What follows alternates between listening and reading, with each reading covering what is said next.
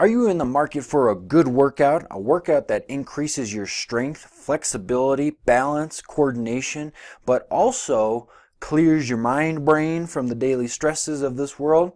Then yoga may be something for you.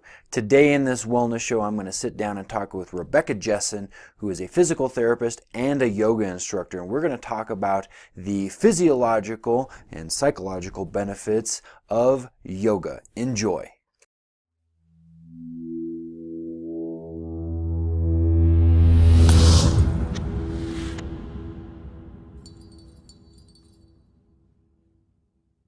Please subscribe to this YouTube channel, like these videos, share them with your friends, and leave some comments. And if you're interested in keeping up with the other things we're doing at San Luis Valley Health in our wellness program, whether it's for you or whether it's for your corporate wellness program, you can visit us at www.slvhwellness.blogspot.com.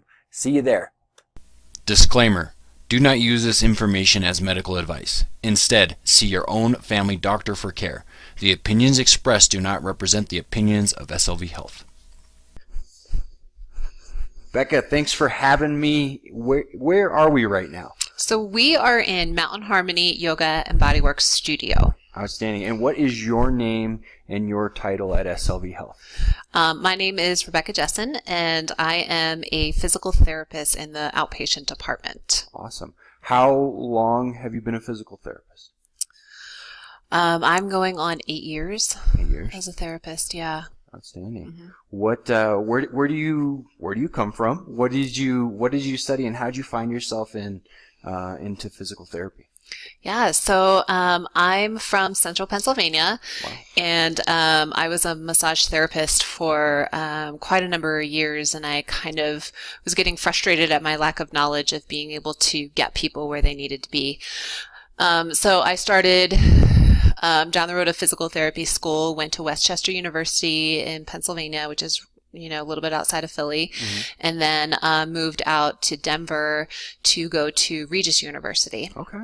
And finished up my grad work there. Super. Well, so what did you study at both of those? What is it called, or what's that track called? So at Westchester, it's called exercise science. Okay. And then for PT, it's just physical therapy, doctor of physical therapy. Awesome. Mm-hmm. Was there anything in particular? I mean, so what led you into working with people? Was there certain experiences that led you into massage therapy and then ultimately into physical therapy? What was that journey like for you? Yeah. So I was in an accident my senior year of high school. Oh wow. And it's okay. And I did a pretty good damage to a tree in my car. Mm-hmm. And from there, my mom took me to a reflexologist that helped heal my back through that process. And then through there, I got interested in physical massage therapy, and then did that, and then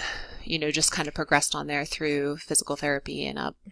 Super. I always like to hear people's their stories and what is it that led them to Mm-hmm. deciding a particular thing, whether it was an ACL injury or Mm-hmm. a member in their family's sickness. So I think those stories are so important for you healers, right? It goes into how you approach your craft, and Right. you can definitely see how people are passionate about the different things. Now I know physical therapy isn't your only passion. We are in your yoga studio. Mm-hmm. Can you tell us when did you start doing yoga? What does that journey look like? Yeah. So when I was in my freshman year of college back in '96, I took a yoga class for credit. Mm-hmm. And I just totally fell in love with the practice there. And then I knew that I wanted to teach, but I wanted to teach from a place of knowledge. Okay. So I told myself when I was 18 that when I was 30, I was going to go to yoga teacher training. Awesome. And so I spent those 12 years just studying and absorbing as much as I could. And then when I was approaching 30, I was realizing I was going to be in physical therapy school Mm-hmm. when I was turning 30. So I went to school a little bit earlier than that, did a year-long program at a place called the Yoga Life Institute. Wow. In Devon, Pennsylvania, which is, again, outside of Philly. And and then came out after that. Yeah. Way to go, long-term planning, like the 12-year plan. Yeah. That's impressive. Yeah. Was it interesting? Did everything just kind of like, in some ways, fall together, or were there things you had to stick to? What was, so you fell in love with it as a student of it in a class, and what were the things about it that really drew you to it, or kind of grasped you? Yeah, so I was never an athlete. I was a musician when I was in high school. So what was great for me in yoga is that it was something that I could do and I could do well. So it was something that I really clung to at that point, because before that I didn't have any real interest. I was too busy being a musician to want to pay attention to sports. And so that kind of brought me into my body. And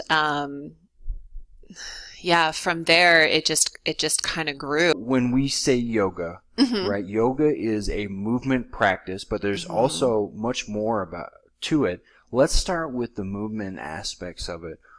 When we say yoga, when we say fitness, when we say wellness, our minds can go in many different directions, because we either have something we saw on TV, something we experienced one time, maybe it was good, maybe it's bad.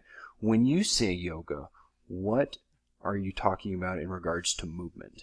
Yeah, so the yoga postures are called asanas, right? Okay. So originally back in India, where this whole philosophy was started, the postures were developed in order to help people sit in meditation. Okay. Right? It has since grown into this, worldwide industry where we promote flexibility, we promote strength, we promote core strengthening. We promote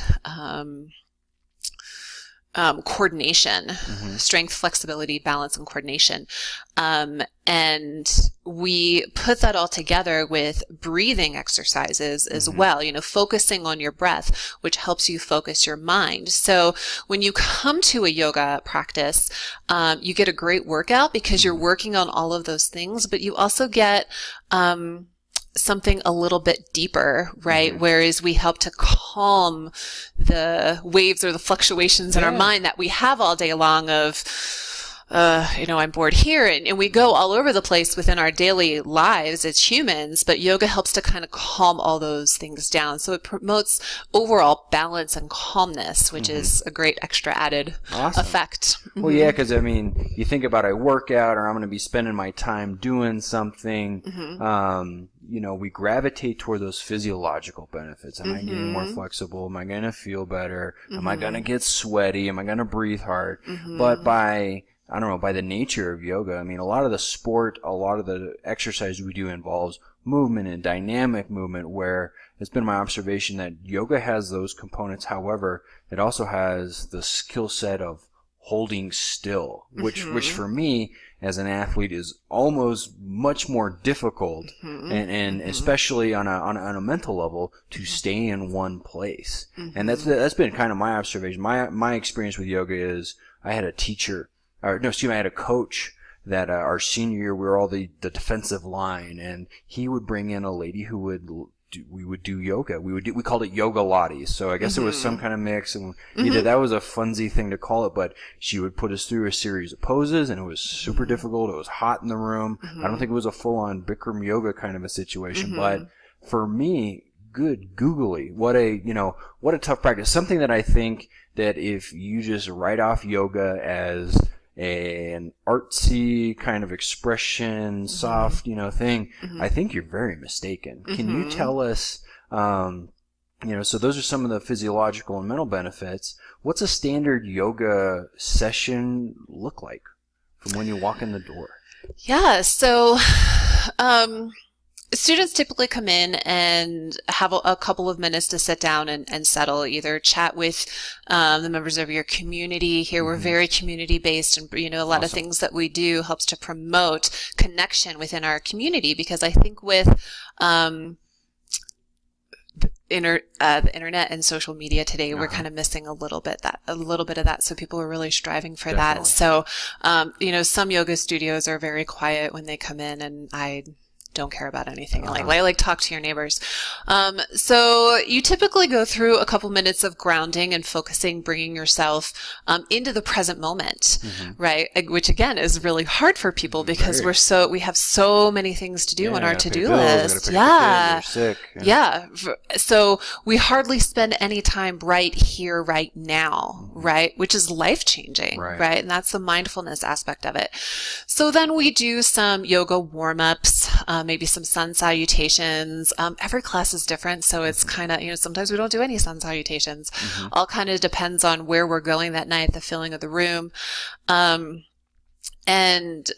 And then we will do some standing strengthening, some standing balance stuff, which is a lot of fun. And then come down to the floor, do some other, back extensions. I try to stretch the spine and, in twisting, forward flexion, backward flexion, and sidewards. I always try to get that into my classes.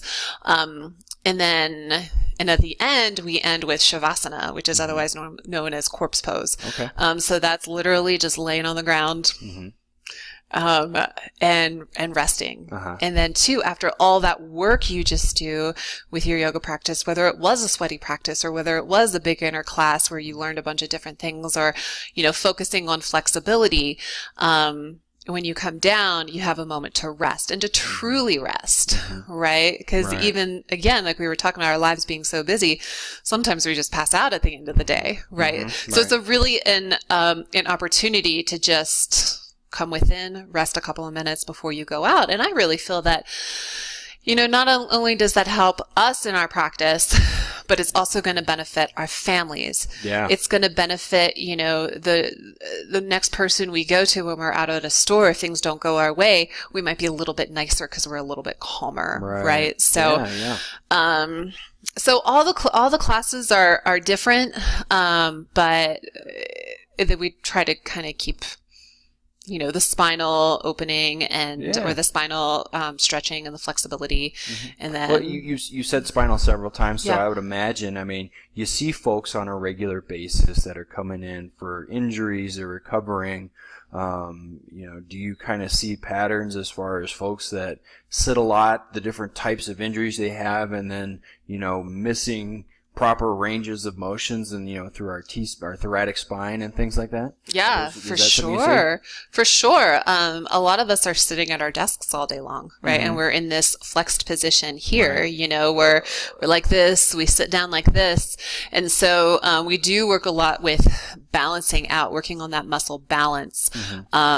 So I teach a lot of that to my students to even promote throughout the day, like not just in your yoga class, that if you have a couple of seconds, things that you can do at your desk or, if you have an office that you can get down and lay down on the floor and do, an upward facing dog or a cobra to combat the detrimental effects of sitting all day long. That sitting has a compound interest with it. And, as a wellness, as the wellness coordinator, I don't have a lot of, this is professional advice. However, generally speaking, getting up and breaking up the day into a few, even if it's 5 minutes that you get to take a walk around and maybe, a little squat hold or something like that, just to break up the hours in a row in that particular position. It's also awesome to see, though, you too, as this, this facilitator of the yoga practice that also has the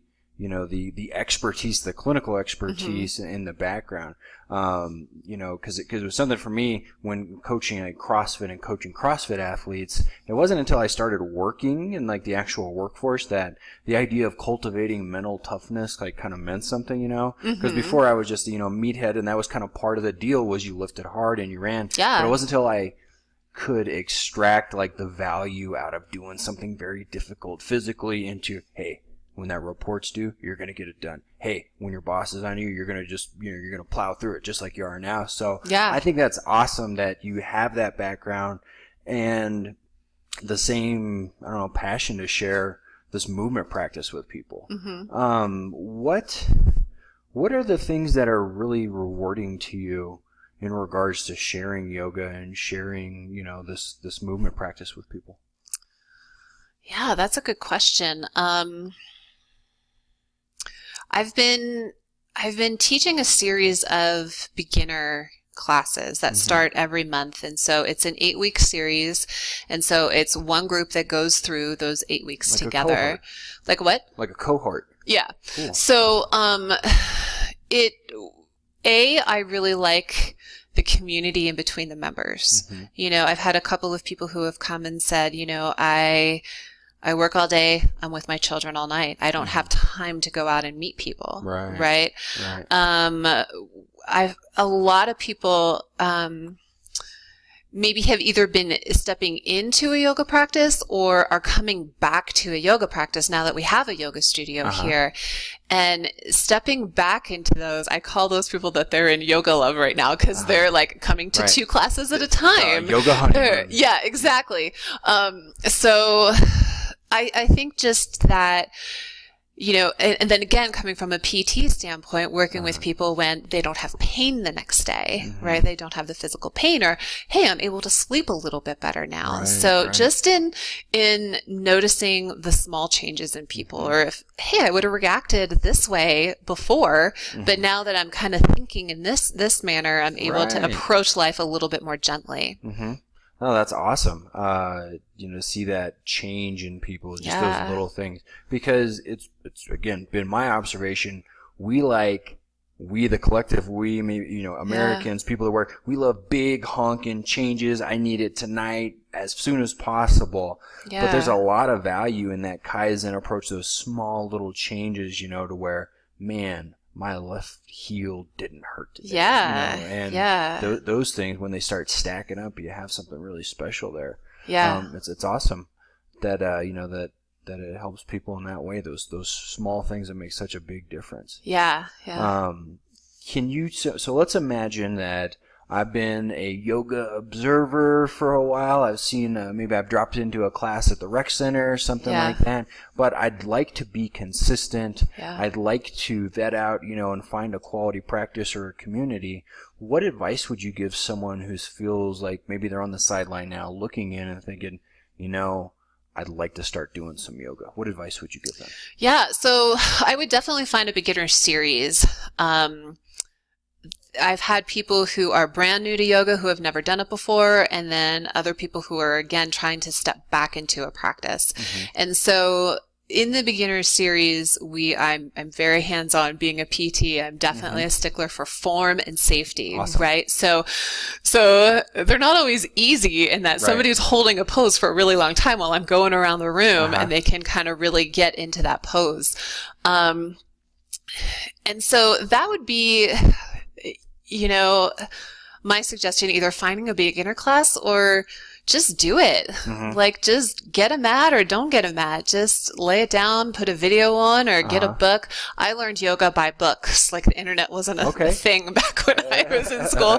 But I mean, I would just have books all over my room, and that's how I first started learning the practice. So my suggestion would be, you know, just do it and see what happens, see how it feels. Yeah, they say that the best time to have planted a tree was 20 years ago. Second best time is today. Absolutely. But yoga, one of the things that I like, you know, as an observer and a casual messer arounder with as far as yoga, is that not that there's zero risk for injury, but for the most part, even if you're working and you're trying to hit some of the poses and do them right, you're able to kind of stop when you need to stop, and there's not like a pressure to, you know, hold something. So would you say it's something that's, now let's imagine that person's, you know, they're a casual observer, but they're also coming off the couch, off a decade on the couch. Would you recommend yoga as a way for people to recapture ranges of motion, start building a little core stability and muscular stamina so that they can, you know, maybe move on to a different type of exercise if that's their deal? But it appears to me that yoga could be a good thing for someone to start their journey back into kinesthetics and movement and things like that. Would you agree with that? I would. I think you have to be careful of what kind of class you step into. Do you know what I mean? You don't and make sure that Bikram the first you day, don't, for sure. Like 100 million degrees. Yeah, Bikram's intense for sure. But you know, either calling and talking to the instructor and saying, this is where I'm at. What do you suggest? You know, a lot of classes you can commit. You have to have a knowledgeable teacher to say, oh, you're not there. You need to regress this a little bit and come back to here. Yeah, we need to scale this a little bit. And so that's one of the most important things, is having a great teacher who's knowledgeable and progressing people in that way. But yeah, I have a couple of students right now who haven't done anything in like 15 years, and they're coming to their yoga practice every week, and they're practicing throughout the home too. And I really support a home practice. Like, definitely come into your studio so you can get more ideas of what to do, or, you know, exactly where you're supposed to be.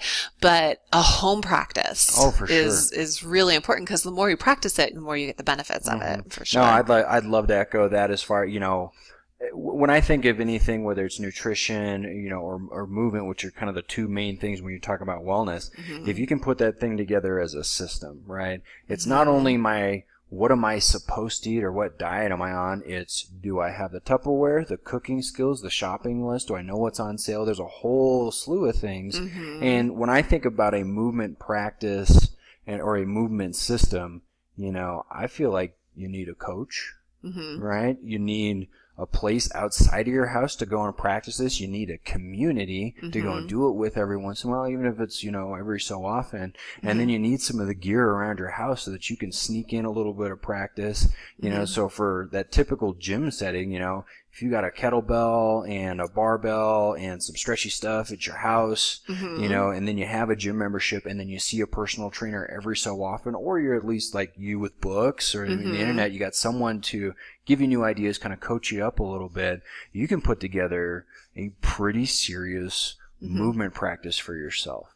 And so I, you know, big echo on that whole group of those different resources to have around. Yeah. So there's different styles of yoga, right? So we had said Bikram, and the only reason I know that is because we had done some hot yoga, which is, I think, also the Bikram. What is the style that you use, and what are the different styles that are out there? Oh my gosh. So there's a ton of different styles out there. What we teach here is a classic hatha type of yoga. We also teach vinyasa, which is more vigorous, as in you flow through the practice. You flow through the practice a little more quickly, right?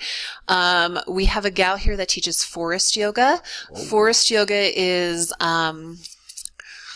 and she might get me for even describing it not correctly, but from what I've noticed, a little bit longer holds and a lot more breath work, right? So we do workshops and we do series for the forest yoga. Next month, we're going to start offering a yin class. So as I described the classical, we use, you know, big muscles and big movements. In yin, you find a position and you relax into it. So you really address the connective tissue a little bit better. Great. There's a gal who's coming next month from Durango, who teaches Kundalini yoga. And that's, very breath heavy. Breath heavy, dealing with the different chakra system. And I'm not an expert in that by any means. So she would have to tell you a little bit more about that. We have Annie Pace, who is like the guru, who is coming down from Crestone in a couple of months to teach Ashtanga yoga. Wow. And Ashtanga yoga is one of the hot forms of yoga, and it's a series. You practice the same one every time. And she's actually in India, coming back soon from practicing with her guru there. Yeah, it's going to be a great workshop. And then, I mean, gosh, outside of that, you mentioned the Bikram. Bikram is done in a really hot room too. It's a series of 26 or 27 postures that are the same every time. It's intense. Right. It's hard. Yeah.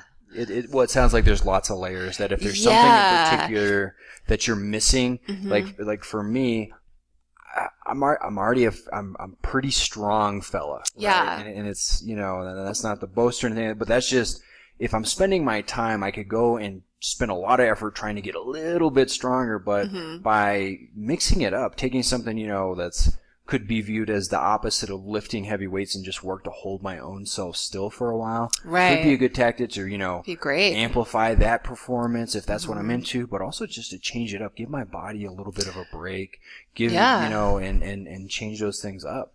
Yeah, for sure.